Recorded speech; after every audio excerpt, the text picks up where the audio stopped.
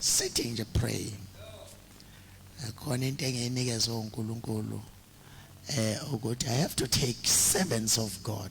Labo nje abawilling ukuhamba in an unusual level in this time. Ukuthi ngeke ngibathathe nje 2 days. Bahlale nami nje for 48 hour prayer. Ngoba singabazalwane sibaningi. Kodwa asihambi emandleni afanayo. Amandla kaNkulunkulu kuya ngokuthi wena uyakangakanani kuwo so that nawo eze kuwe. uJesu ukathi ngelinye ilanga sondelani kimi nami ngosondela kini. Kona abantu abafuna sondele kubo nje kodwa bona abanandaba naye. So siyabonga kakhulu bafikile just to pray with me. Hayi enkonzweni ke hayi sibuse kakhulu namhlanje na eShumayela umfundisi uNkosi siyabonga. Ngiyabona khona nabanye izingane zami ekhona lapha sezikhona zizazongilinda ngapha. Siyabonga kakhulu. Amen. Kumnandi ukunibona bazalwane, kumnandi ukunibona. Uyabona kusho ukuthi uthe ubaba umpostoli mawukhulumile nje. Yikho ke sengithi ngiyavula ilokhuze yavele yacima. Usho ukuthi ngiyakhuluma. But let's go into the word of God. Ngoba lisenhlizweni lona. Nizongifundela nje nizongifundela sengihambe kakhulu for 35 36 years. Ngabe ngiyaganga mangathi iBhayibheli angalazi. Ngabe kusho ukuthi anginandaba nalo. Amen. Hallelujah. As we in the book of Matthew chapter number 16. We are reading from verse number 13. Matthew chapter 16. Oh, ngiyabona umzila nokhoza ngiyabona hayi. Ngiyabona no baba Mhlanzi khona indlela engimbize ngayo lapha ngaphandle. Ngambona eyamukela ngefaith. Mase ngitshela abafundisi nje ningambizi ke ngaleli makukhona umpostoli. Ngibona ejabula angizokuphathluka uNkulunkulu anibusise. Uyabona mangibona le yansizwa sekuthi angichwechwe manje uyabona.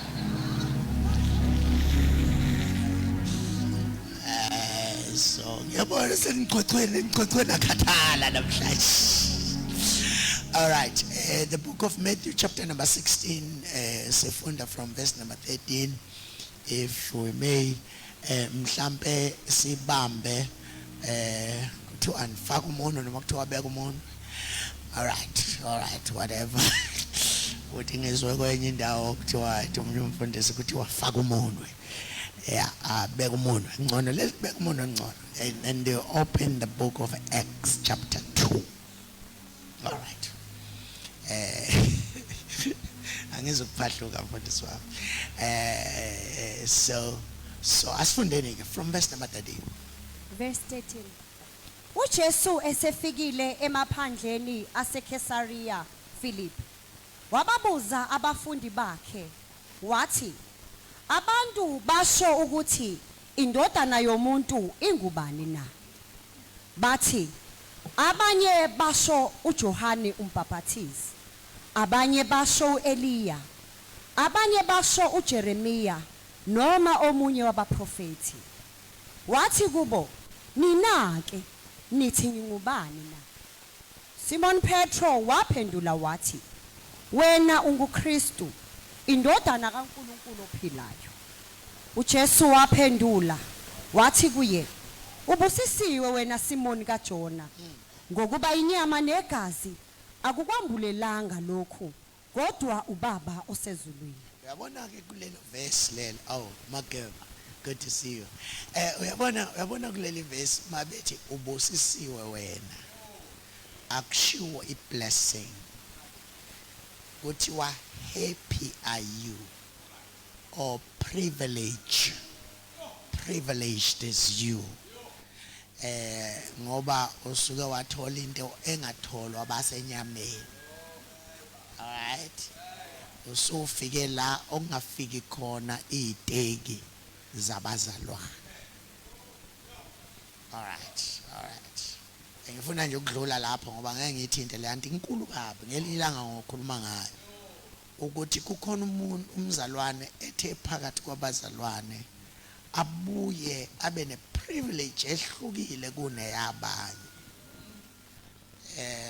I'll ngizohamba kancane nje kule nto leya ngizosheshe nginidedele. Ngoba kuyenzeka sibe khona sonke samukela uJesu sonke. Mhlambe sisamukele nezilimi ezifanayo. Angithi izilimi ziyafana kulezi nsuku. Uzongapha eShamaya nomunye athi Shamaya. So izilimi ziyafana. All right. So niyamukela izilimi ezifanayo. Ababusekile abaqoka ama uniform bathi baqoke ama uniform afanayo kodwa kucaca ukuthi anifani. Kukhona ordinary, no extraordinary. So it's very, very important ukuthi sidlule kule. Uthi uJesu kubo bonke labafundi uthi happy are you. The most privileged is you, Peter. Yabo Peter wena kubo bonke laba baphendule kahle futhi ngoba uJesu akashonga ukuthi bona bathini. Yabo uthi uJesu abantu bathi ngingubani. So uma sebeshilo ukuthi abantu bathi uJesu ubani usethi nina nethi ngingubani. Aphela kama answers kwabanye because bengenayo irevelation ukuthi ubani lo. So now ngenxa yesambulo uPeter anaso uthi wena ubani? Nami ke ngithi kuwe wena unguPetro. Yes. Phezulu kwaleli dwala ngiyakulakha ibandla lami. Qale ekuqaleni. Yes. Qala kuleli verse elingaphezulu. uJesu waphendula wathi kuye ubusisiwe wena Simoni kaJona. Akusiyona blessing leyo. Angithi niyazi ukuthi yini blessing. Blessing is kuthiwa amandla athi mayifike phezulu impilo yakho enza ukuthi yonke into oyidingayo ize kuwe. Second, it's an ability of God put upon your life that makes it for everything what ibe possible. Uphile in the land of possibilities. Ezweni lokuthi la khona kwenzeka khona izinto. Nesekhona bazalwane. So now ukubusiswa ke ingakho isibusisa kusiza imoto. Isibusisa kusimizi. Isibusisa kusiyena unkosikazi omuhle noma indoda emnyama ende. All right. Ngiyakhuluma. Angithi bonke sibahlale bethandazela i-item yabo. Uthi inkosi engathi ungangipha indoda nje emnyama ende. Yabo. Babosekile ke labo bhodi abadark abade ngoba imithandazo ivama ukubheka ngakubo.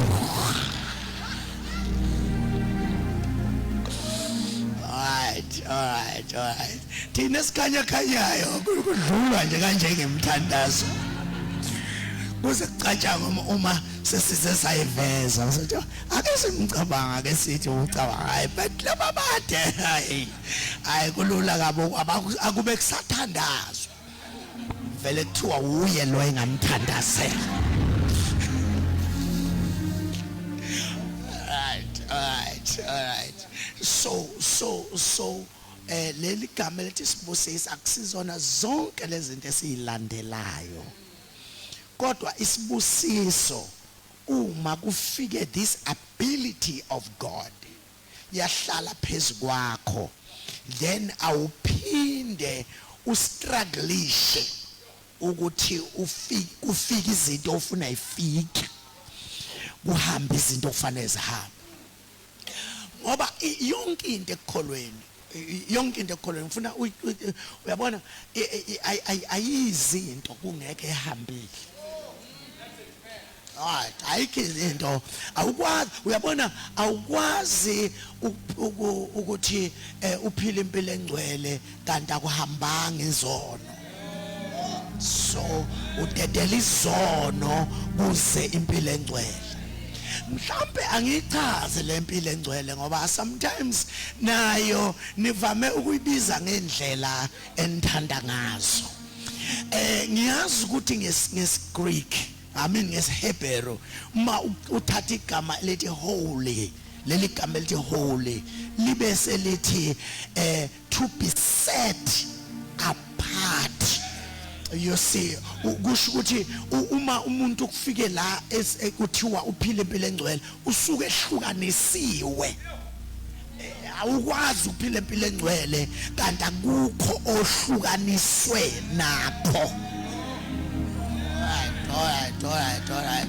Ngiyanizwa ukuthi awukwazi ukuphila impilo engcwele, khona izinto ohlukaniswa nazo. Awukwazi uceba ngokwama principles kaNkulunkulu kanti awunikelanga bese kuze isibusiso. There must be something going out in order for something to come back to you. So now lento ke esibusiso bengithini ngamba lento holiness is to be set apart. Kodwa ngeSgreek is more deep. NgesiGreek ngoba isiGreek sisho ukuthi different. Kusho ukuthi mawuphila impilo engcwele uhlukile. Ukubezwe labantu abahlabela bathi ehlukile. You see usuke ufike la khona uNkulunkulu ekwenze wahluka. Ubungcwele mhlamba ngibuchaze bunama levels awu2. Ngiyeza kulesi scripture. Bunama levels awukho la khona uhlukaniswa noSathane nemisebenzi yakhe. Ilevel yokuqala leyo. Kodwa kwesibili la khona uhlukaniswa nabantu abengazathi ba right kanti abekho right. Akusibo bonke abantu aba right la, akusibo bonke abantu aba right, and akusibo bonke abantu abawuhambo lwakho ongokazi ukuhamba nabo.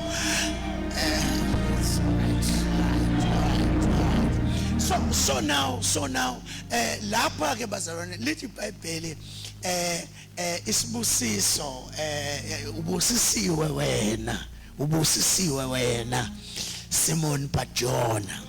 Happy are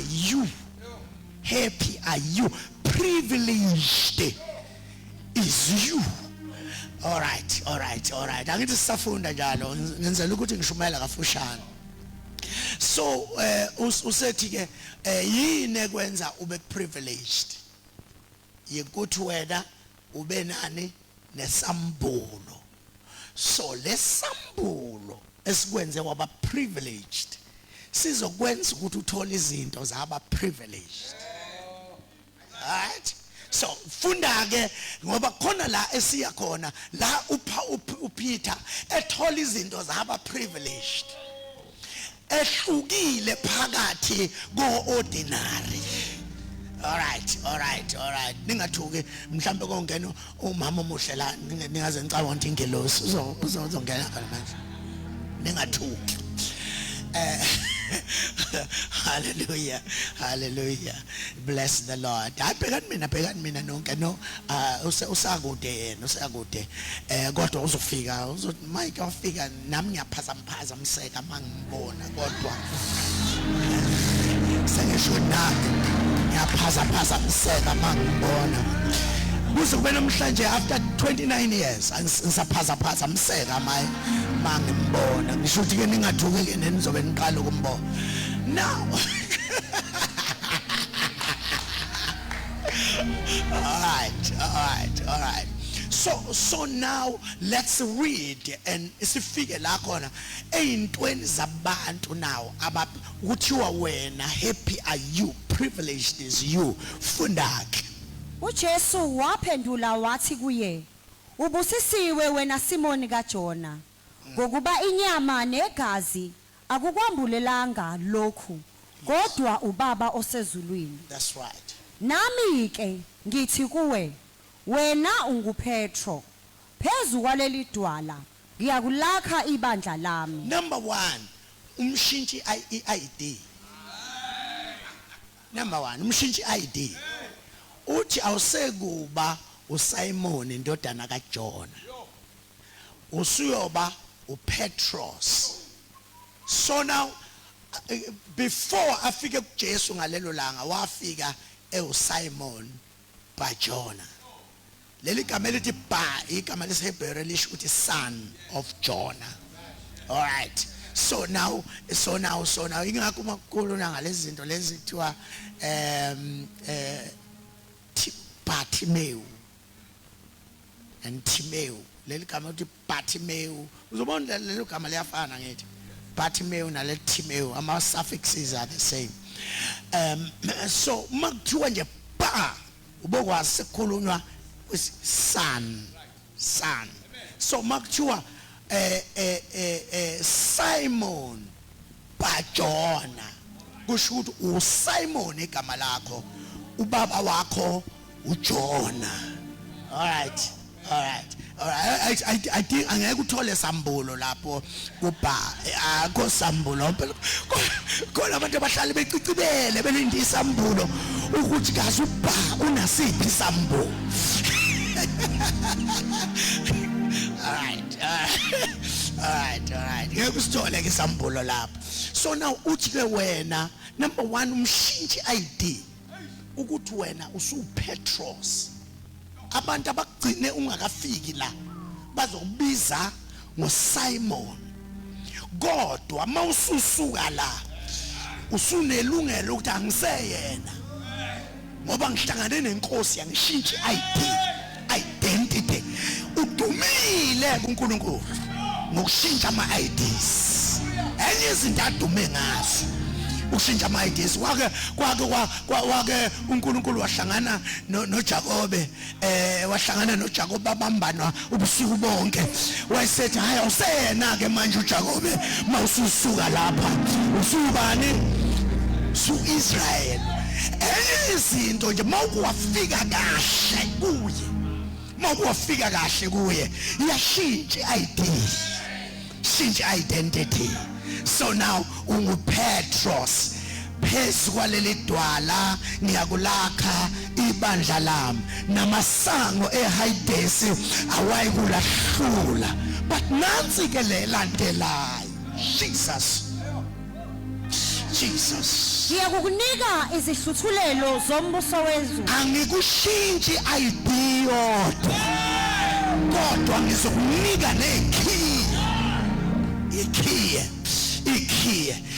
ikhiye vele zisho authority kusho ukuthi uthola identity waphinde wathola ne-authority. Usuyabona ukuthi kukhona into ejampiwe la, khona into ejampiwe. Awukwazi ukufika kwi-authority ungafikanga emandleni. All right. Kufike kube ngamandla bese kuba i-authority. Amandla asebenza ngekhwepha, kodwa authority isebenza ngecommand.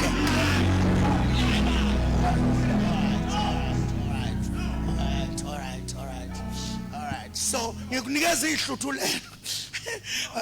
Now buka ke lezi ihluthulelo zisebenzaphi? Sisebenza lapha lezisukela okubopha. Ngiyakunika izihluthulelo zombuso wezulu oyakubopha emhlabeni ngoba kuboshiwe nasezulwini. Ngamanye amagama awusezu operator emhlabeni kuphela, usuzothi operator la into yenza la ibe yenzeka nangale. So now ngenxa ukuthi ufikile isihloko sami sithi a different and a powerful church. That is what I want to talk about. A different and a powerful church. Now, la khona bazalwane, in the book of Matthew kukhona izinto ezibalulekile okufanele uzazi. uMatthew ngomunye wabantu odile kakhulu nento yama levels ekukholweni. Uyiveza kahle ukuthi njengoba sikholwa asilingane futhi sebenzi ngendlela efanayo. Uma uzocabanga ukuthi la ekukholweni siyalingana, kufanele uphinde ucabangisise futhi. Ngiyathanda ukuthi wazi ukuthi uma uJesu noma uNkulunkulu esibheka, usibheka ngendlela eyodwa. Kodwa indlela thina esiresponda ngayo ekubhekweni uye kusenza each and every day athi awusuqualifyela ukuthi umove kule level. Now ama levels awafani. Ungabothatha abantu abangekho kwi level yakho ucabange ukuthi ba ku level yakho. Kodwa futhi it must be in your spirit ukuthi sonke masiya kuNkulunkulu siyafana. Siyafana, sithandwa ngendlela efanayo, kodwa ngokwama levels asisafani. Yes. Ngizizwa kahle.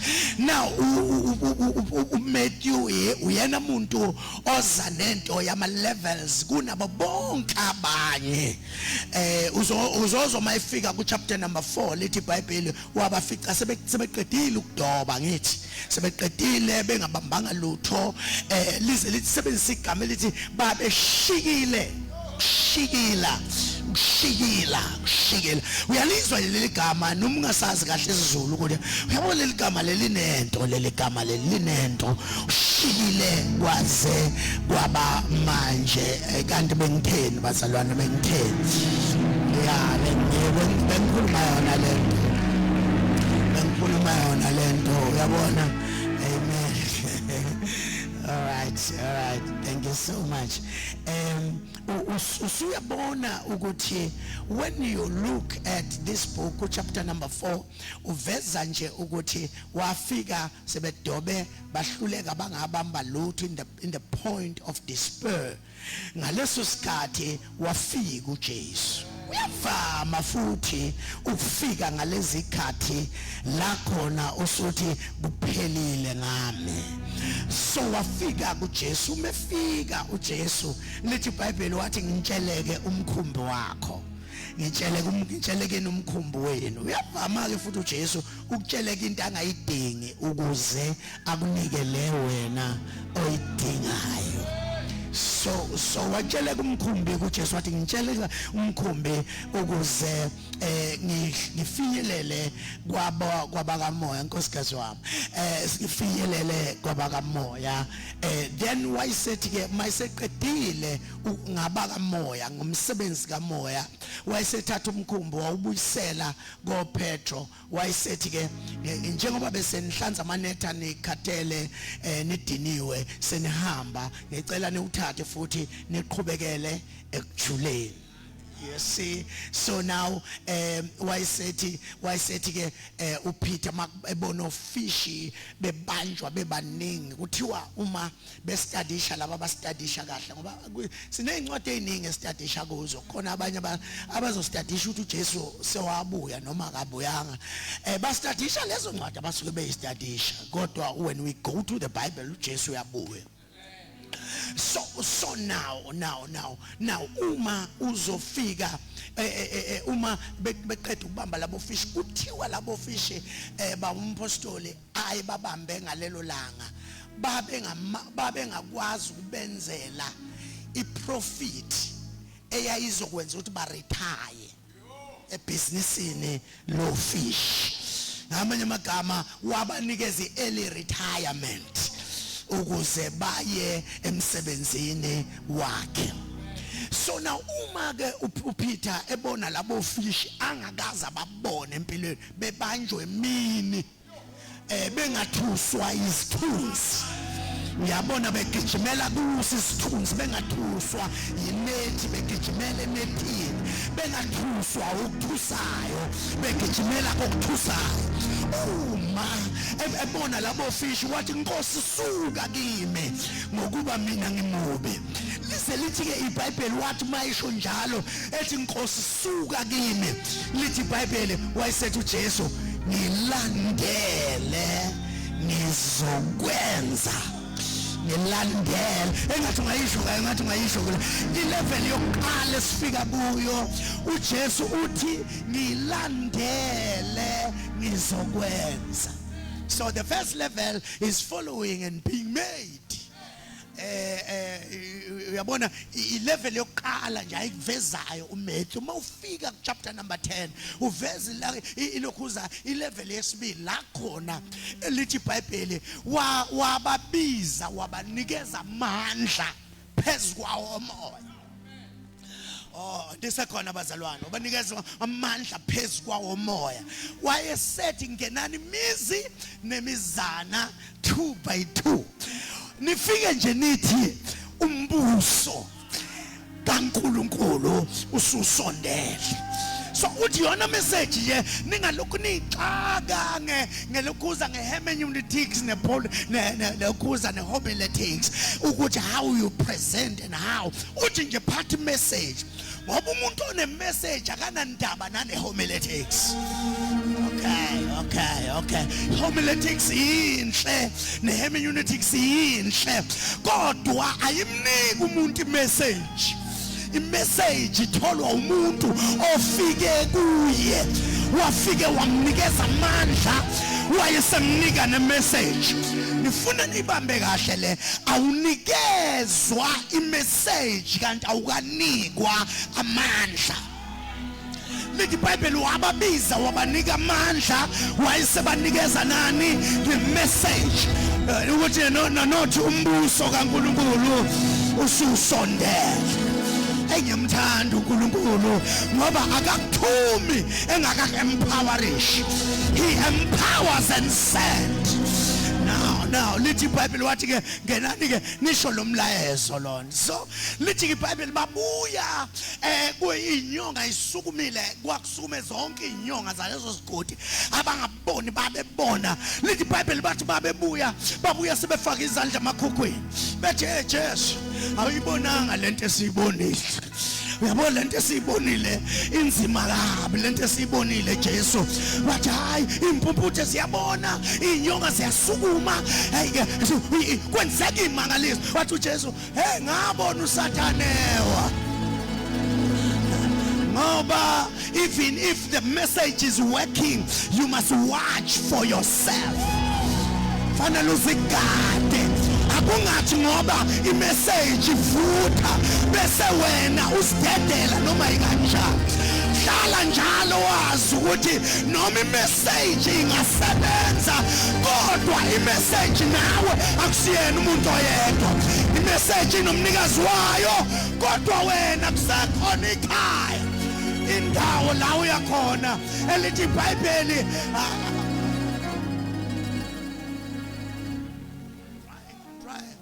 Trying very hard but you know uthi sigade wena sigade ngoba noSathane akayigadanga wawa. uSathane phela kuthiwa mayihlabelela wayethi mayivula umlomo kuphume ama voices awu4 you know emlonyeni owodwa engadingi ikwaya. uSathane wayekwaya eyedwa mabekhuluma ngaye kuthiwa mayigida ethi kwakhala wena gida khala yonke into kanye you see linyakazi izulu asiza uNkulunkulu isihlalo sakhe ukuthi sime endaweni right futhi ufanele ukubuswa nobukhosi. Now uSathane wasuke wagijima no music. Wow.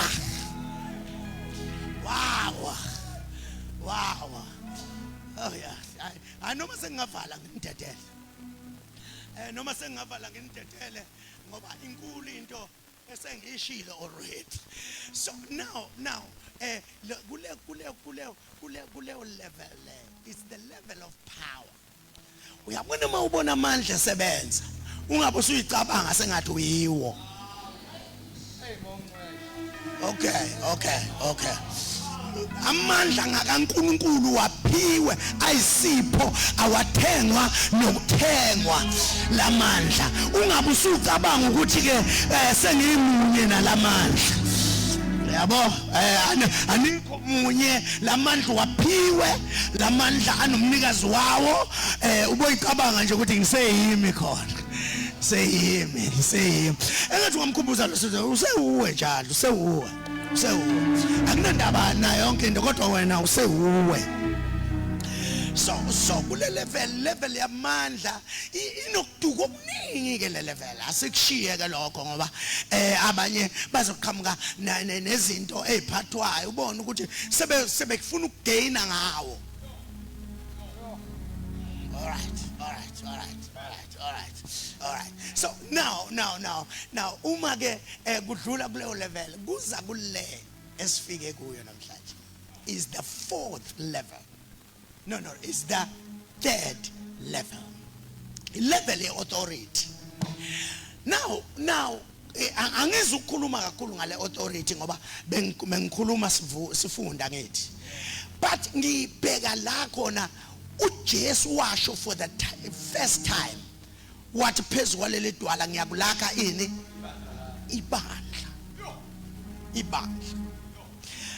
So now kusho ukuthi uJesu noma ngathi ku Luke chapter number 19 verse number 10 10:19 no 19:10 uthi ngize ukuzofuna nokusindisa okulahlekeleyo kodwa leyo idlulela ekutheni kwakhiwa ini ibandla khulumani bazalwane now kuthi ngishumayele kakhulu now uyabona ukuthi uyabona noma uJesu engahamba phezulu kwamanzi kodwa ingqondo yakhe ukuthi akhe ibandla noma ngavusa uLazaro kodwa ingqondo yakhe ukuthi kwakhiwe ibandla noma ngabe uJesu uyababusisa abantu kodwa zonke lezo zibusiso ukuthi kwakhiwe ibandla noma ngavuleka amehlo empumputhe kodwa inhloso kaJesu ukuthi kwakhiwe ibandla noma bazalwane ungashayiswa imoto uvuke ungenamyoto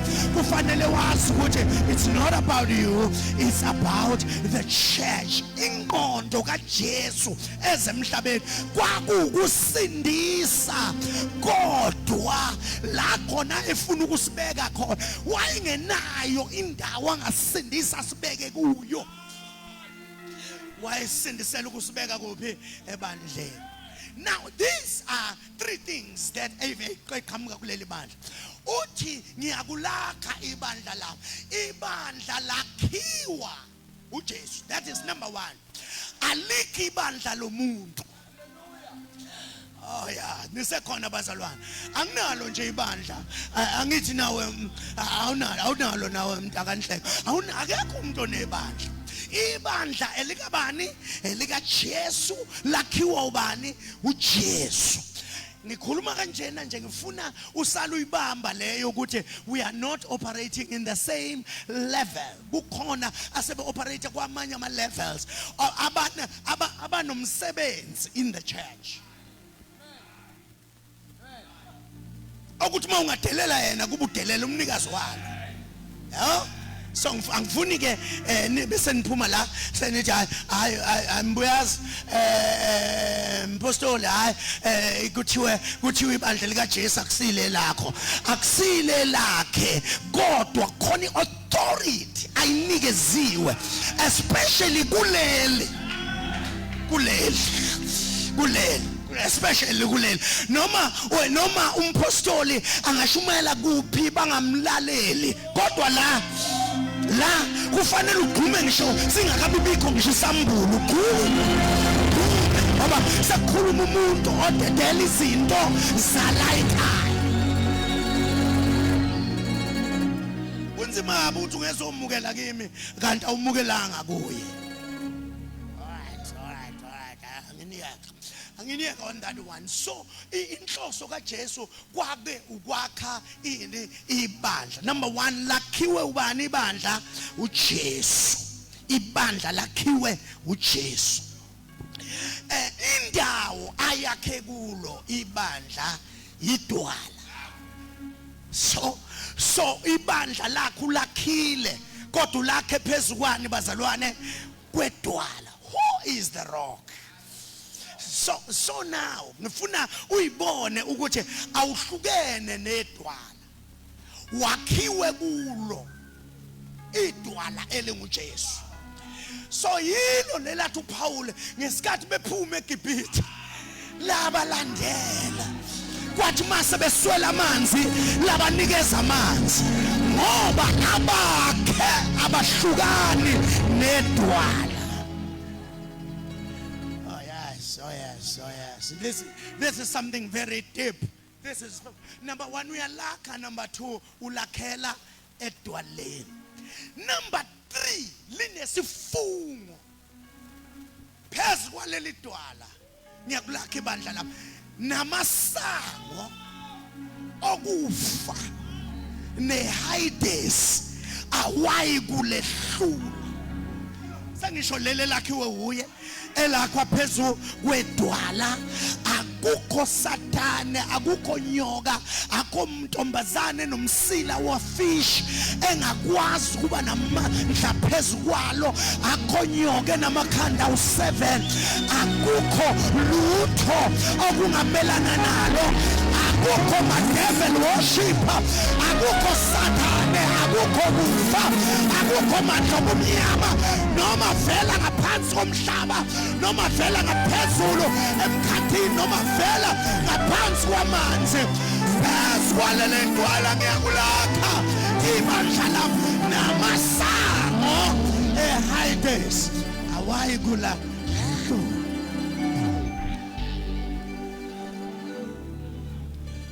Uzamangala uPaul mayekhulumela ekhuluma ethi uyazi ngiyacindezelwa kodwa anginqotshwa, ngiyaphiwiswa phansi kodwa angibhujiswa. Yini indaba? Wakhiwe uPeter, uPetro, uPaul indlela phezu kwedwala noma siyafika simcindezela phansi nesibuyisayo kodwa akabhujiswa.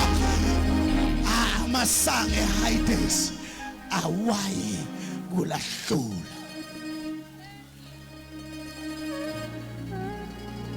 Let me say this because siyazazi ikhathi kulesi sikhathi kusengazathi usihamba kusengazathi amandla siphuciwe wona, kanti amandla khona ikuthi nje kufika isikhathi la khona uSathane ezocabanga sengazathi uyanqoba, kanti ayikho into angayenza.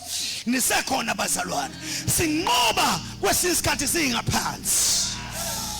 Awudingi ukuthi uzube ngaphezulu ukuze kuthiwe unqobe. Unqoba noma izimo, unqoba ukhali inyembezi, unqobe ngenxa yokuthi wena wakhiwe phezu kwedwala, kwamenyezelwa ukuthi amasango awayi kulehlula. It's something that is so wonderful ukwazi ukuthi this church lakhiwe uye. Number two, walibeka edwaleni kuye. Okay, lakhiwe uye, walibeka kuye. Yes, wayesethi namasango eHades awayi kulahlula. Sekudinga ube nale understanding ukuthi yonke into efuna ukunqoba mina kufanele iyo overthrow idwala. Okay. As long idwala lingakanqotshwa, as long singakanqotshwa, anginandaba ukuthi ukhale engakanani inyembezi, kodwa as long as idwala lisamile bafowethu, samile, kufanele wazi ukuthi akukho okuyolinyakazisa. Kwesinye isikhathi noma ngaze ngife qaca ngokuthi ngife nginqotshiwe, othe phaphama uSathane aphaphame ngilapha njengesichebe njengoLazaro okwacabanga ukuthi isihlupheke into engelutho yavela isisichebe isizwe sifubeni sesichebe. Phela uAbraham isichebe. Are you still with me bazalwane? Angizama ukuprofeta ukuthi nikukhona abazofa bengenalutho. Silapha nje namhlanje na ukuze uzohlukana nazo lezi zinto zokufunga enalutho. All right. So lakhiwe uye elakhela kuye wayeseyalifungela.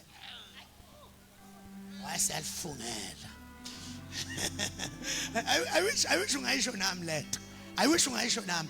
Lakhiwe uye walakhela kuye wayeseyalifungela. Khona isifungo phansi kwakho. Khona isifungo phansi kwakho. Mhlambe ukuze ngibuye ngichaza ukuthi yini bandla. Ngizosheshe nginidedele ukuze kuthi ungakapheli unyaka ngiphinde ngibuye. Ngoba manje ngashaya kwaze kwahlwa la kusho ukuthi ngeke ngibuye kulonyaka.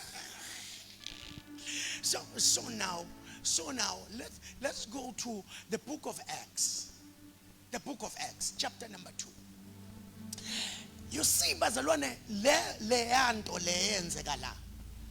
Yenzeka emva kokuthi uJesu encwadini kaLuke, chapter number 24, verse number 49. Mhlamba ufunde lo verse number 49 because lo verse 49 unzima kakhulu. Awakhiwanga nje kuphela edwaleni. Kukhona something else. Yes. Luke chapter 24. Luke chapter 24. I wish lo phuma akahambi ngoba kukhona into ezokwehlala enzima kabi. Yeah, kunzima kabi mase bekutshela ukuthi hey uthe ungaphuma nje. Kuba buhlungu kabi. Uthe ungaphuma nje ngazathi ikubonile into yasezulwini ukuthi sewuhambile. Verse number 49. Bhekani, ngiyanithumela kini isithembiso sika Baba.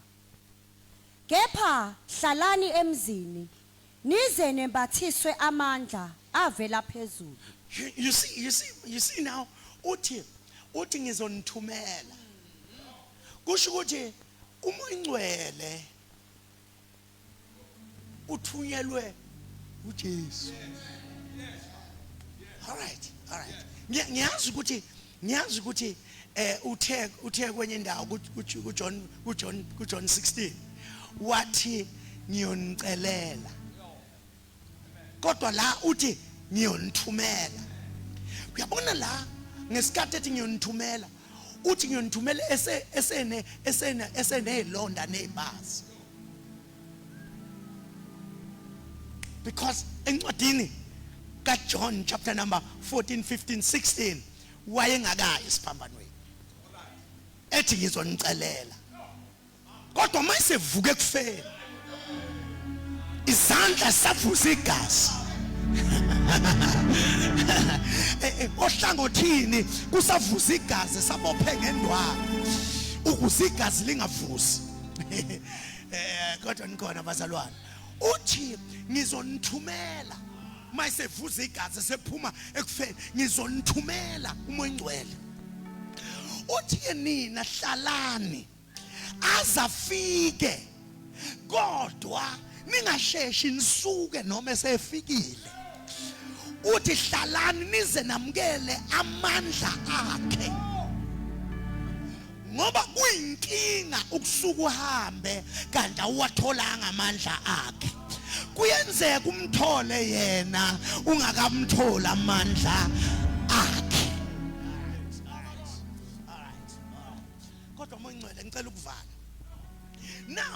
Now uthi ke lapha hlalani nize nembathiswe. Amagama ngizonikeza ijazi manje. Ijazi ngizonikeza ijacket. Enizohamba niyembethe. Ngoba thina esindisiweyo kukhona into esiyembethe izwe lingenayo. Alinayo izwe kodwa thina sinayo. Ngoba uJesu uthe ngizonithumela umoya. Uthi nina umefika yena hlalani noma esefikile nize nenze njani nembathiswe amandla. So the power, it's not the Holy Spirit, but the power belongs to the Holy Spirit. All right. Nisekhona bazalwane. Kodwa nisahamba kanye nami. Now uma ke esekhulume lawo mazwi uthi hlalani eJerusalem, hlalani nize nembathiswa amandla.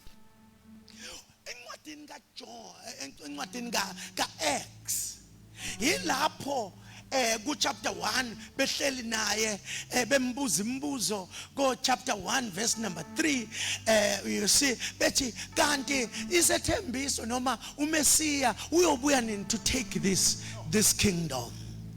Wayesethi akusikho kwenu ukwazi ikhathi nenkathi. In other words, time and the season. Uthi akusikho kwenu. Uthi kodwa nina nizokwamukeliswa amandla umoya ingcwele esefikile phezulu. Uthi then niyoqala ukuba ngofakazi bami. Ofakazi bami. Hayi ofakazi ngami. Alright. Kodwa nisekhona bazalwane. Akukubi ukuba ufakazi bakhe, ukuba nobufakazi bakhe. Kodwa ungaqala ukugijima nobufakazi bakhe ungakabi ubufakazi bakhe. Manje amandla lawa mayefika ekwembathisa, they turn your life around. Uze ube ubufakazi bokuthi uJesu uwenzile umsebenzi. Nisekhona bazalwane.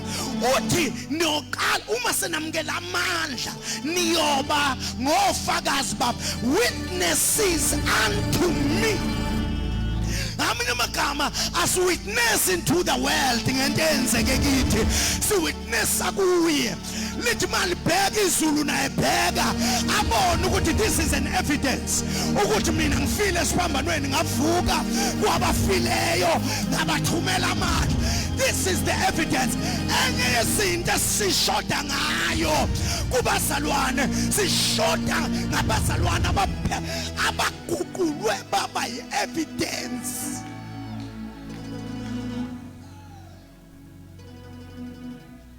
Alright. Siyeke leyo. Because that one is deep. It's deep. Futhi ngaze kusamangangena kuyo. But let's come to this one. Lithi Bible ku chapter number 2. Wayesethe lithi Bible kuthe bengazelele behleli lapha phezulu kwezokala umoya kungathi uyavunguza inhloko umoya kungathi yenza njani bazalwane iyavunguza. So lithi iBhayibheli angena lamandla lomoya ingcwele wagcwalisa indlu. All right, the first thing umoya ingcwele ayenza mayifika wagcwalisa indlu. In other words, he marked the territory. All right. Uyabona Jesus Christ. Yiko usathanelwa nathi uthi singakhe izindlu ezikaNkulunkulu. Because once uyabona ngesikhathi kwakhiwe ithempeli, ngesikhathi linikelwa ekhuluma elo kekhuluma ethi uma kuvela isifo siyakuma kulendlu wena Jehova uyosizwa usezulwini. Uyabona mase inikelwa lithi iBhayibheli kwehla inkazimulo yahlala phezulu, and it became the territory of miracles, the territory of power, the territory of change, the territory of a turnaround. And umoya oyingcwele wagcwalisa indlu kakhulu.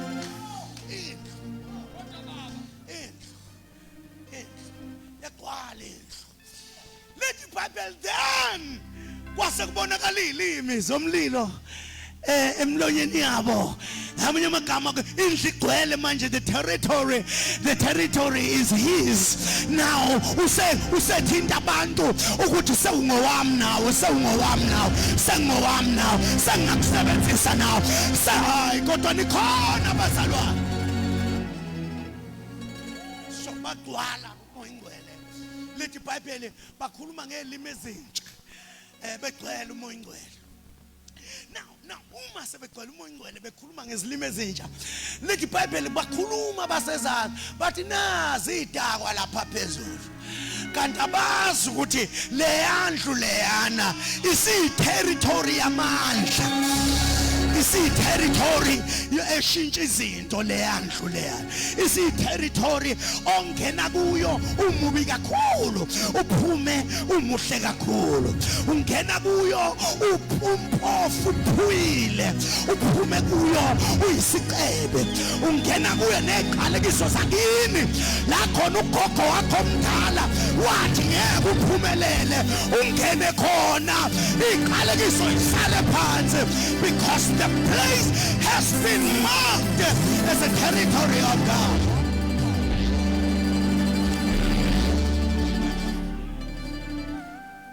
It's marked. I don't know about you. God, we need marked places now. La ngaziyo khona ukuthi ngoya khona ngingasebenzi ngibuye ngikuthole khona umsebenzi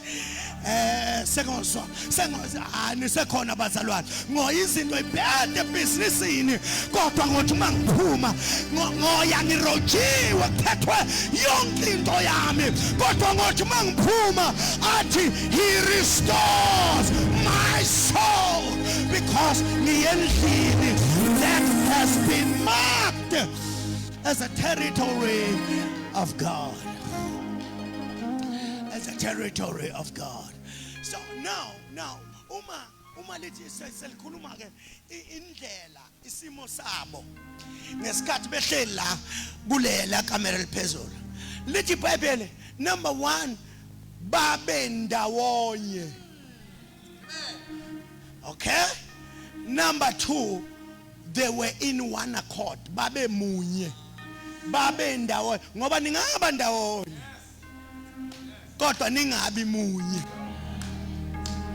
All right ningaba ndawonye kunzima kabi ukusebenza nebandla elindawonye kodwa lingekho munye. All right no ngiyasondela kulento ngiyasondela kulezi zinto kodwa ke angifuni ukugijima khona kakhulu. You see kuyenzeka nibe ndawonye kodwa ningabe munye kodwa laba babe ndawonye futhi bemunye bese iBhayibheli lethi ngikhuluma ngebandla different and powerful. Now lithi iBhayibheli belokhu belapha bendawonye lithi iBhayibheli number 2 number 3 bekhuleka. Enye izinto entshontshwe usathane in the church.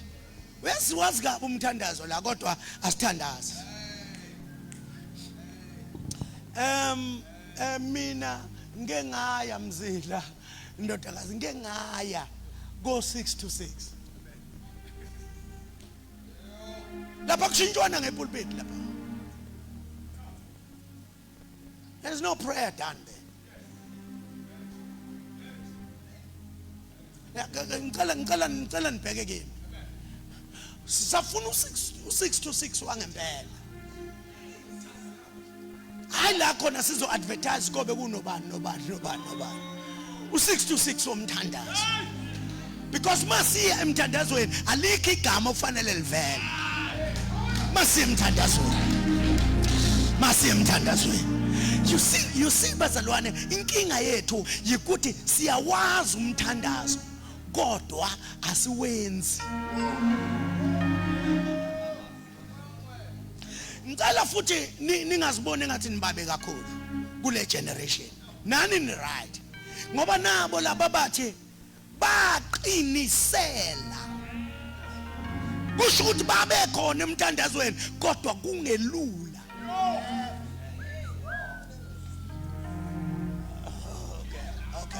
Okay. Umthandazo akusiyo into yabantu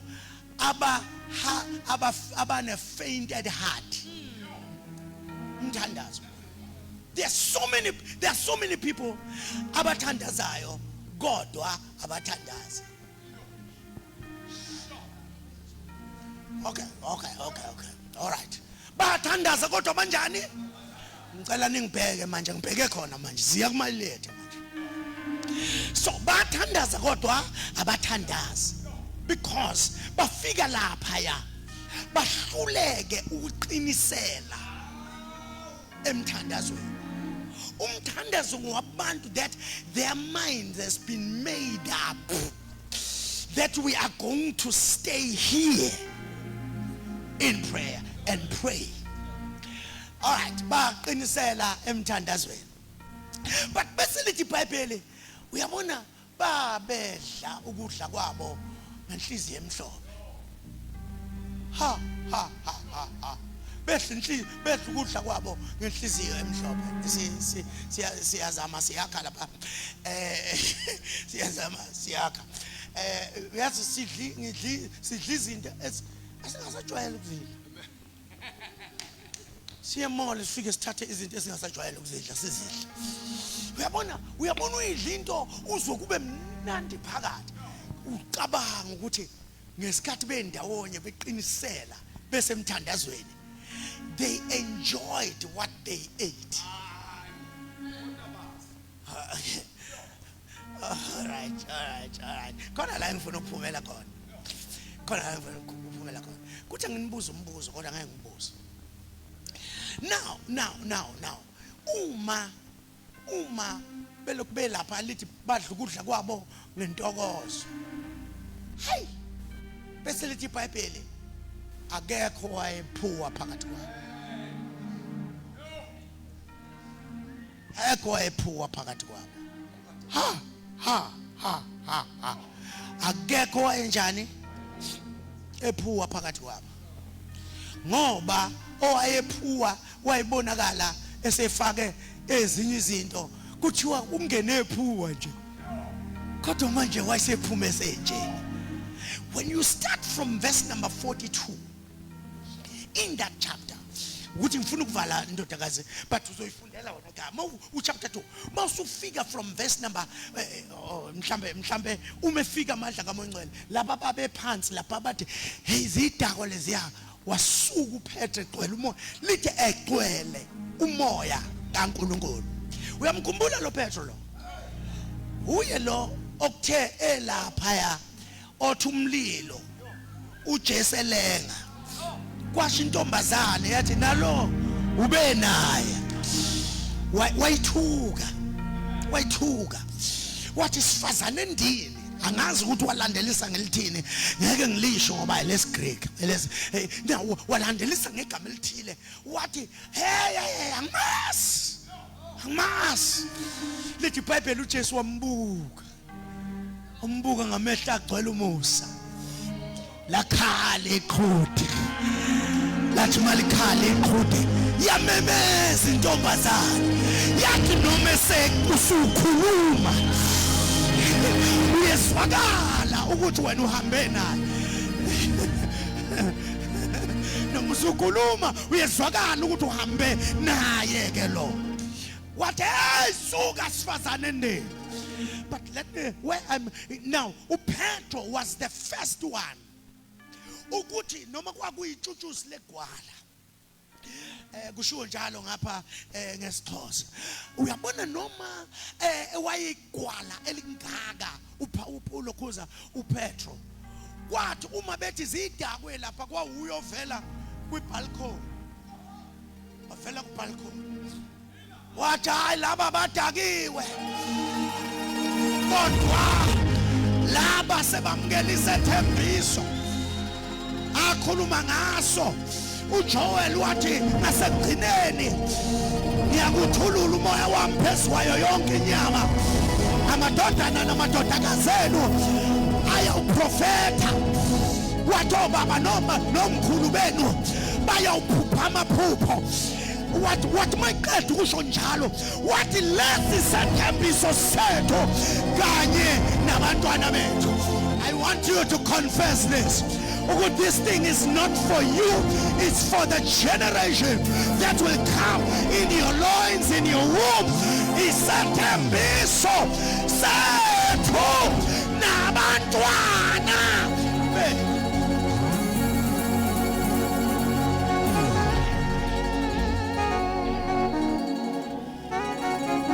For us and our children. hayi bazalwane, I refuse ukuthi into ekimi ingadlulele enganeni zami. Oshaba bosayataba rupoposayataba noma ngabe ubani oxhumene nami, noma ngabe ngokwenyama noma ngabe ngokomoya, into eke yathinta mina iyothinta naye.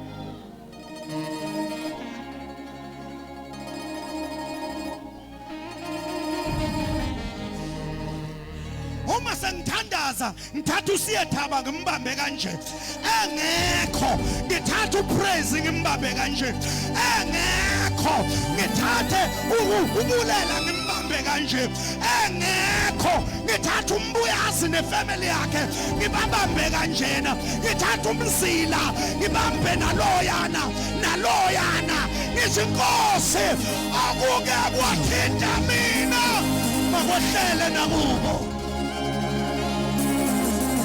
sethu nabantwana bethu.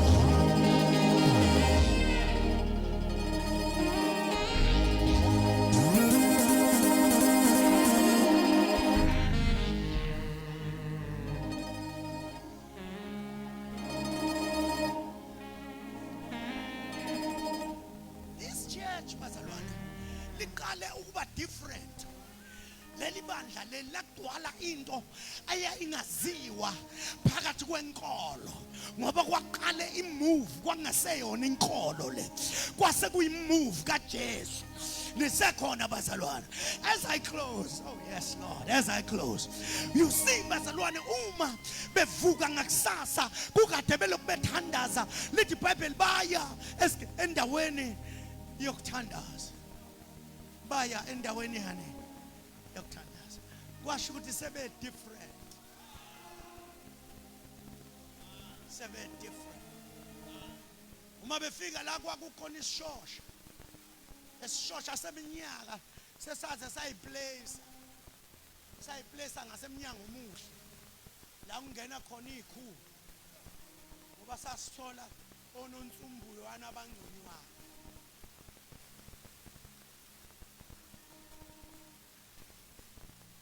You see,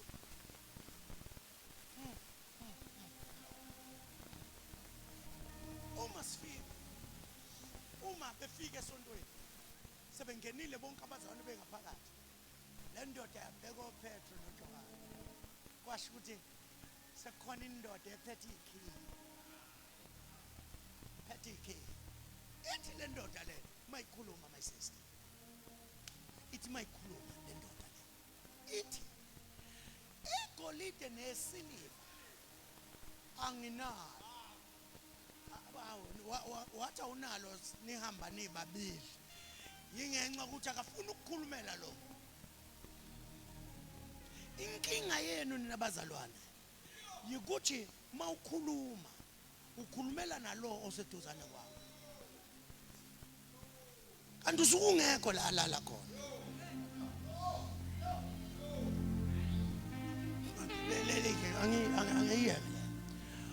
You see bazalwane, uthi igolide nesiliva anginalo, kodwa ke lokho esizokunikeza khona ngiyazi nawe unakho, egameni likaJesu. Ngifuna namhlanje nicasuke in the spirit. Sewulisebenzise kangakanani igama likaJesu la ngasebenza?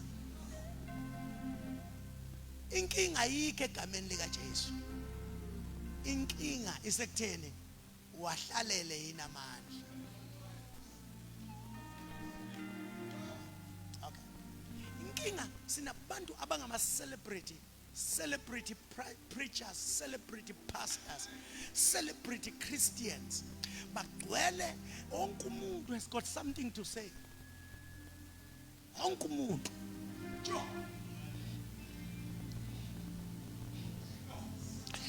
yabona ukube Facebook lela ona zonke lezi zinto nisebenzisa ukuletha uJesu ngabe kunzima kabi lapha ku Facebook kodwa nike nibhedele nje so ukuthi umzalwane kodwa uyayibhedele nje engathi uzothatha ucingo umfonela ubhedelana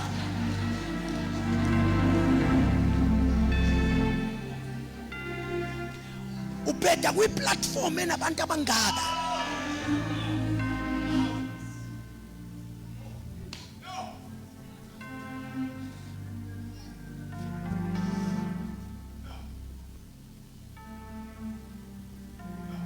badayisa into engekho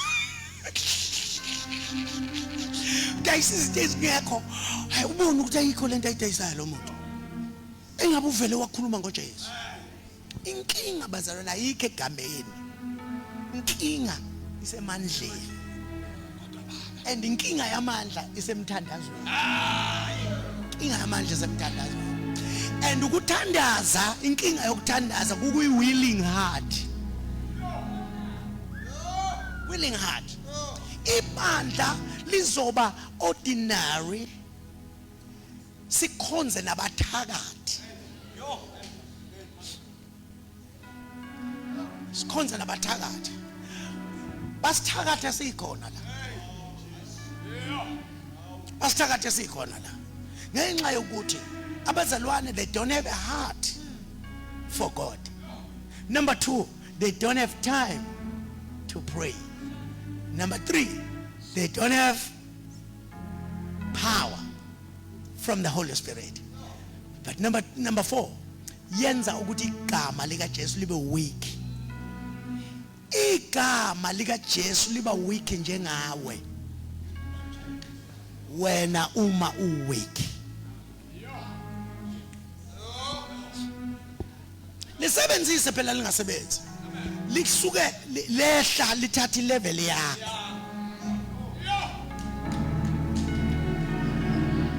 Okay. Ngiyanibona nisangifuni vele. Anisangifuni. Uyazi indlela oweak ngayo. Into enzeka kaNkulunkulu. Mawuthi uzama ukuthandaza uyalala. Lalo uthi ngegama and ucabanga ukuthi uzosebenzisa igama lika Jesu lisebenze. Sebenze. You are very strong ekukhulumeni ngabanye abantu. But you are very weak ekuthandazeni and receiving power. Yet you want to be different. Jesus Christ. Kodwa siyaphi manje? We are leading weak churches. Weak churches. It's not different anymore. Uyabona ngekhathi zama 80s, 70s and 80s. Uyabona kwakuvele kuhlukana kuthiwa leli elomthetho leli. Ngoba khona uzwa ngisho indali ithiwa. Thwele umthetho ke leli. Uzwa ngisho indali ithiwa. Yabo? uJesu ugcine ethombeni. Kodwa kube khona abakamoya noma bengalazi iBhayibheli. Mike wasukuma nje athi Jesu Kristu olethemba lethu nokuthola uyasipha khona nefale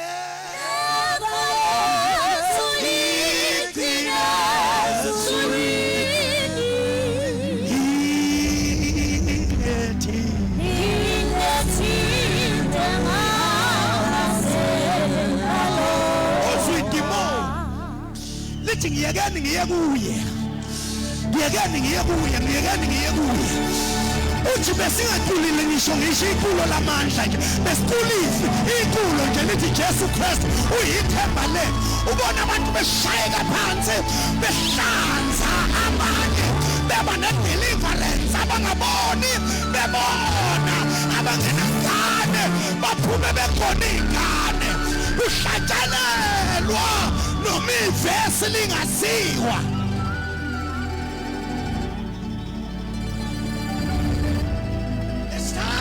we have that church, bring us back, oh Lord.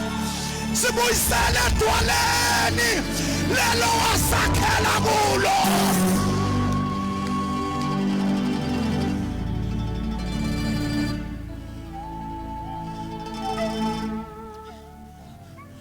Kwahlabelela elinye igedla sisebancane lahlabelela enye ingoma ethi maba lawo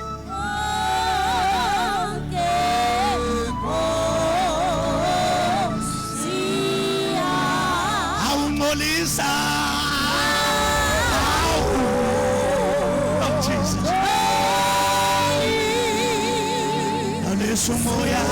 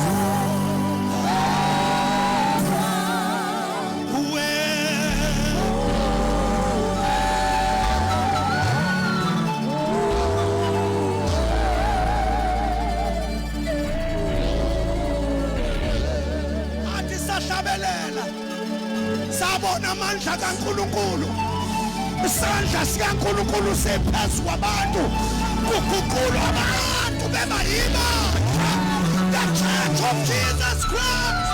We have to rise into this power.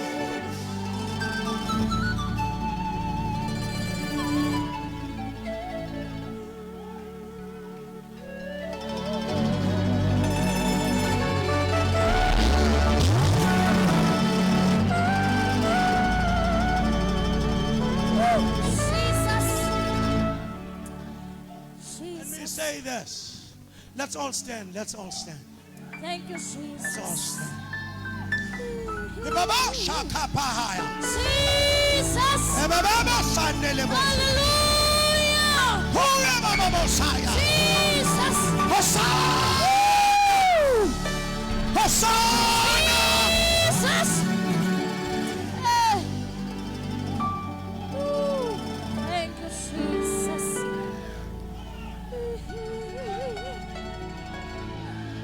Jesus.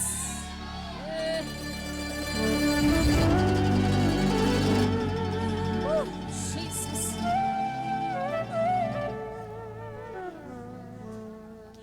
Let me tell you this. A powerful and a different church. Number one, libonakala nge-unity. Libonakala ngoba lithanda ukuba ndawonye. Number three, giving is not a problem. Akekho hlupheka phakathi kwethu kukhona onakho.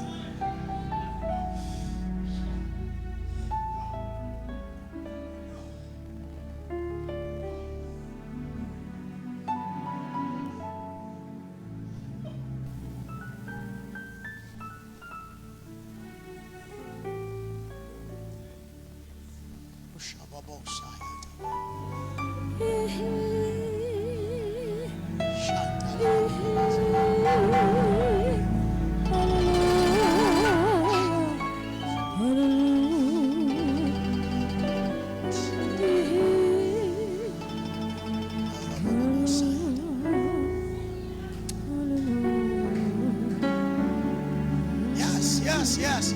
The Spirit is groaning. The Spirit is praying now. I want you to connect to Him. Let the Spirit pray. Khona izinto eziqhumanayo manje. Lekapoposa yataba. Librokobanda lababosika. Ayaba leketaposia. God is in this place like never before. Anginandaba ukuthi yini obuyidinga kuNkulunkulu. Namhlanje it's your day. Namhlanje is your day. Ayaqhamuka amaphethanga obumnyama. Ngoba lendawo is the territory of the Holy Spirit. Thank you, Jesus. Shabokosa. Hallelujah. This is the territory of the Holy Ghost. The territory of Jesus. The territory of God the Father. Indawo yamandla. Kulesi sikhathi indawo yomlilo. Khona izinto ezishayo right now. Oshabrokosa. Oyabababasa. Loro bobobosan. Jesus. Come on, open your mouth, open your mouth. Jesus. Open your mouth.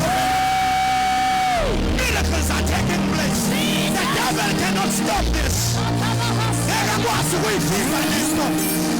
Ekamandla lento. Iwumlilo lento. Uphula amajola. Lokoro boboboshata bayami. Ura bobobosa. Just open your mouth. Kulumlomo wako. Kulumlomo wako. Kuluma. Kuluma. Angazi ukuthi uthini. Kodwa khuluma. Uphambi kwakhe. Oh yabathi. Jesus, Jesus, Jesus, Jesus, Jesus, Jesus, Jesus, Jesus, Jesus, Jesus, Jesus, Jesus, Jesus, Jesus.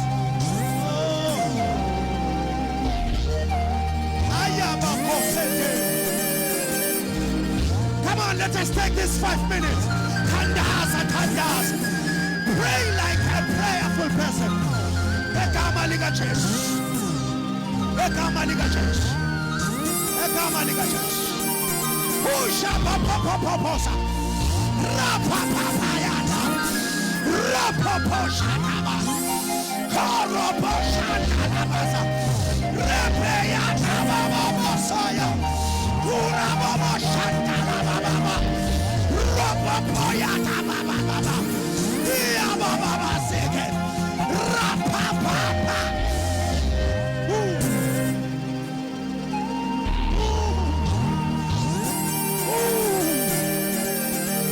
Receive. Yamgena. Amen. Jesus. Thank you, Lord Jesus.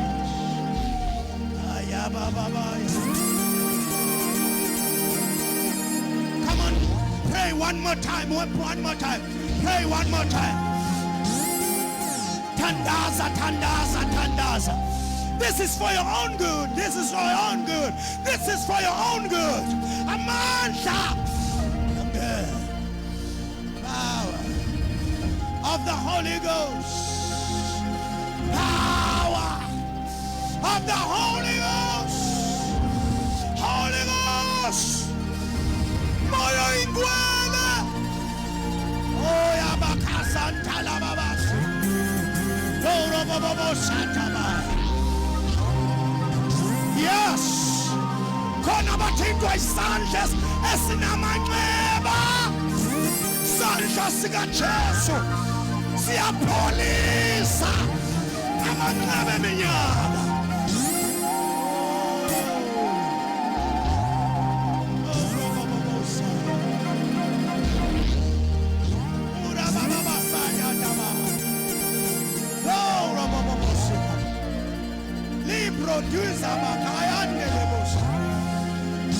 You're holy, you're holy, Jesus.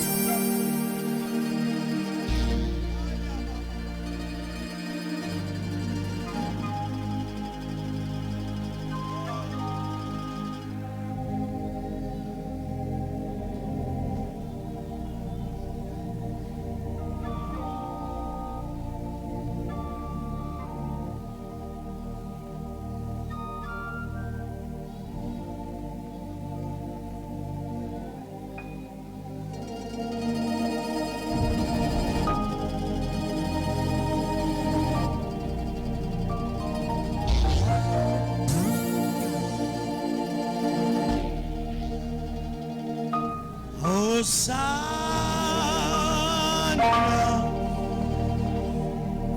blessed be the rock,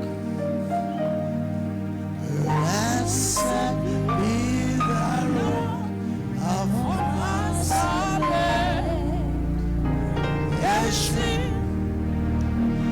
Hosanna, oh, blessed be the rock, oh, blessed be the rock of my salvation. I want to pray with people. Number one, ngabantu abathi ukhuluma ngento ephambili kakhulu kimi. The church. God, I'm not part of the church. Angamamukeli uJesu njengenkosi nomsindisi. Sabambeke ezonweni, sabambeke emandleni obomnyama. Angifuni angizukukubuza ukuthi wenzekeni wenzeni. Kodwa ngicela lapho khona uthi inkosi nangu mina. Phakamisa isandla sakho sithandaze kanye nawe. God bless you. Ngiyasibona lezo zandla. God bless you. God bless you. Cela nina niphakamisa isandla zenu ngiyasibona zonke. Siphakamise kakhulu uJesu asibone. Thank you Jesus. Cela nina niphakamisa lezo zandla. My intentions is not to embarrass you, but ukuba beyikhona enye indlela bengenza ngayo. Kodwa ngicela nisuke la nikhona nize la ngaphambili. Sithandaze kanye nawe. Mina nonke niphakamisa izandla. Sukuma la nikhona nize ngaphambili. Thank you Jesus. Thank you Jesus. Umuntu owaziyo uwe ukuthi uma lingakhali icilwa ngomanje. I'm not sure ukuthi ngahamba nenkosi. Alusuke nje la ukhona. This is for your own life. This is for your own good.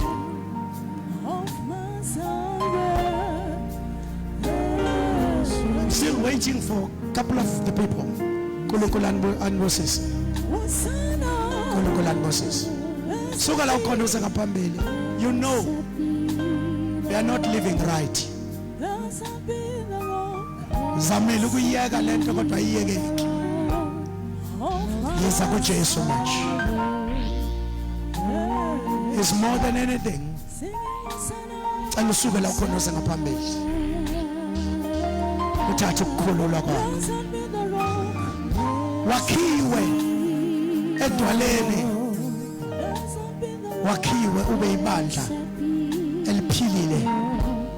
Thank you Jesus. Still waiting for couple of people. Bilo yakho le.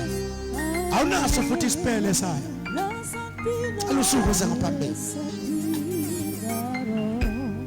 Alusuku uze ngaphambili. Siyathandaza manje.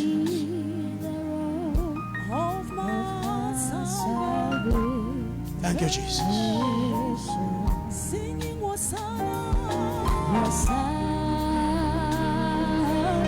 They are still coming. God bless you. They are still coming. They are still coming. They are still coming. Amehlo kaJesu kuwe right now. Amehlo kaJesu kuwe. God bless you my sister. God bless you my brother. Wazani ngaphambili. Come. I feel ukuthi sekhona abambalwa abangalungisile lenkosi. Ngeke sikubuze kwenzekeni. Ngeke sikubuze ukuthi usuka uyaphi wenzeni. Qanuse kuJesu. Okwaziyo. Thank you Jesus. Thank you Jesus. He knows you. You know, uyakwazi ukuphuma kwakho nokungena kwakho. Uyakwazi. Kodwa umpostoli ungeza ngaphambili. Thank you Jesus. Hosanna, Hosanna, blessed be. Blessed be the Lord.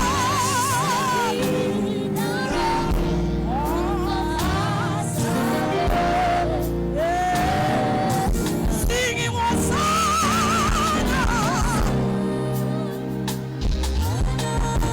Blessed be the Lord. Blessed be Blessed be the rock of my salvation. Sicela thina sonke singaphambili siphamise izandla zethu. Amandla enkosi agcwele yonke le wall. Namhlanje nethi isinqumo esikhulu nesihle sokusondeza impilo yenu kuJesu. Jesu is a faithful God. Akabalela umuntu izono zakhe neziphambeko zakhe. Lithi iBhayibheli oza kuyena ngeke amzamlahlele ngaphandle. Funa nazi masisazokwenza lo mthandazo niza uNkulunkulu onithandayo obekade nilindile. Kodwa namuhla nenza into enkulu nokuthi nithathe istep phambi kwabantu. Ngoba ninikele kuJesu njengenkosi nomsindisi. Ngicela nisho lomkhuleko kanye nami inkosi Jesu. Namhlanje ntambama nginikele impilo yami kuwe. Ngiyavuma ukuthi ngiyisoni. Kodwa namuhla ngizocela intethelelo. Cela igazi lakho lingihlanze. Ungihlambulule esonweni zami zonke. Ngiyakholwa enhlizweni yami ukuthi uNkulunkulu wamvusa uJesu kwabafileyo. Jesu uyaphila. Ngomlomo wami ngiyavuma ukuthi uJesu yena yedwa uyinkosi. Ngiyabonga Baba ukwamukela umusa wokusindiswa ngisaphila. Kusukela namhlanje sengisindisiwe ngumntwana kaNkulunkulu. Izono zami ithethelela ngegama lika Jesu. Ngegama lika Jesu. Ngegama lika Jesu. Ngegama lika Jesu. Cela ibandla mal understand ukuthi kwenzakalani la. Lishayela uNkulunkulu izandla enkulu. Thank you Master God. Because ubaba khona abantu asazothandaza nabo phambisana izandla zenu bantwana benkosi. Ufuna ukwenza this special prayer nginise enkosini. uNkulunkulu ongcwele wena onezandla engakhathali. Ufika umuntu nokwehluleka kwakhe. Mase uthatha ukwehluleka umnika amandla amasha. uNkulunkulu ongamflathela umuntu oza kuwena. Kungenandaba ukuthi ufika senjani nokuthi yini ebesiyenzakala kuyena. Uthembeke ngokwanele ukuyishintsha impilo yomuntu oza kuwe. Laba abantwana nabazalwane beze phambi kwakho. Ubazi thina singakakhulumi nabo. Lithi iBhayibheli awudingi ngisho nomuntu ubakutshele ngomunye ngoba you know us better. Father, I pray ngegama lika Jesu bamandla ezwi lakhe kade wamanje. Ngiyabonga ukuthi ahlangene nempilo yabo from today. Lokho kuyiqiniseka ukuthi ngeke baphinde bafana naseqaleni. Ngenxa ukuthi akekho umuntu wakwahlangana nawe wayesephinde benjalo ngoba kade njalo. Nawe isimemezelo esisha pheke kwempilo yabo. Uthi uNkulunkulu wami okokuqala kudlulile. Bheka sekuveke olusha ngenxa ukuthi uma umuntu eKristu uba isidalwa esisha.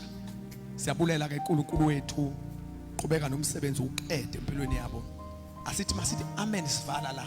Inkonzo kodwa empilweni yabo iqhubeke endlini emakhaya. Wherever they uNkulunkulu wami wherever they go. But lamandla abahlangane nawo babe ngofakazi. Bokuthi impela umuntu uyahlangana noJesu isimo sakhe singaphinde sifana seqaleni. Singinikeza udumo lonke ngoba lukufanele njengenkosi. In Jesus' mighty name. Amen.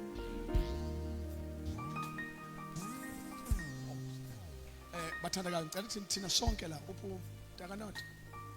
Ngicela lapha emuva mfethu ngasedeskini nje kune double fishane nje bazoni attend abazalwane and then you come back. Ngicela nje masiphuma vele siphume kulo line lo. Ama ushers azohamba hambani phambi kwabantwana ba. Ngicela nje nibheke ngalabathandakayo. Ngicela nishela uJesu izandla abathandakayo lemphefumuzi. Ngicela nilandele naba labazalwane.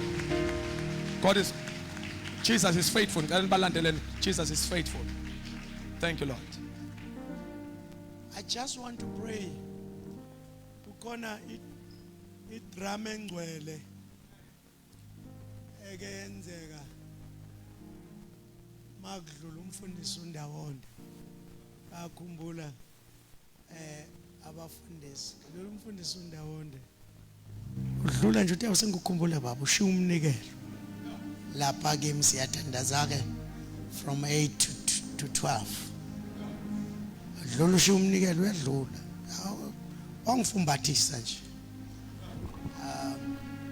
so uma edlula umfundisi ngazi shona onayo uma edlula umphathisa le mali hey sithandaza ikhulume le mali ikhulume le mali kanti isho ukuthi angisiyimali mina ngisidingo sakhe asiqedile ukuthandaza ayingilokhu ngizwe ivoice angisiyimali mina ngesidingo sakhe ayithathe ngibuke I started to read something in money ngoba emthandazweni kwenzeka izinto ezingajwayelekile I started to read it's done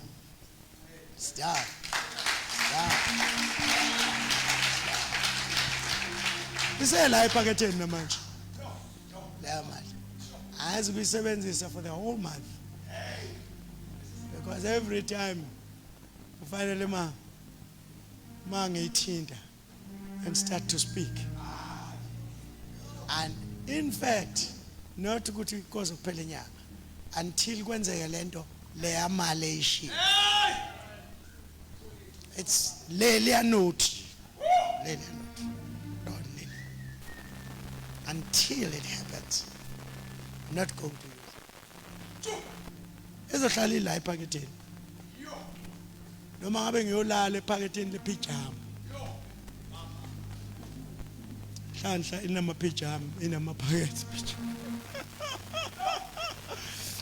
you see I can feel right now ukuthi khona abantu abathi I'm tired of this situation and you have come into the territory of our God khona umuntu othi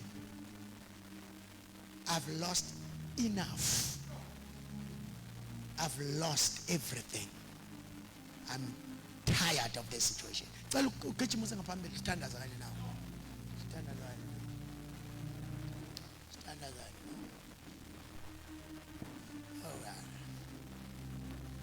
the people that I'm going to pray cela nize uze ngaphambili phakamisa isandla sakho mawusufikile thank you Jesus phakamisa izandla zakho mawusufikile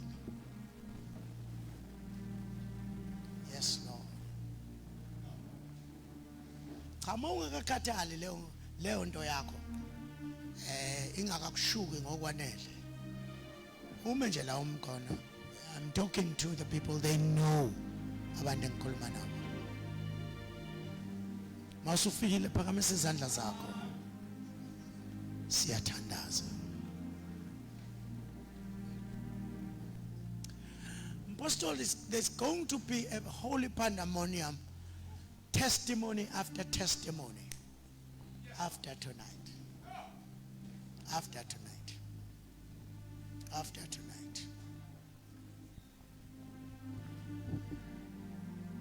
yes kuzokwenzeka izinto ezingajwayelekile kuzoba sengathi ubambe ilotho kodwa yona kusiyona ilotho kodwa kuzoba sengathi ubambe ilotho there is a big thing coming on you yabona now isikhoko simi ngumungu sifuna ukuvimba what is coming to all of you but sengibeke oMikhayeli ingelo seyivimba abavimbayo sezimi kuma positions right now nothing is going to be stopped Thank you, Jesus. Kufuneka this church libe yibandla leli okuthiwa there is no need that is not met. No need that is not met. Phakamisa izandla zakho. Thank you, Jesus. Thank you, Lord. Oh, hlezi oyona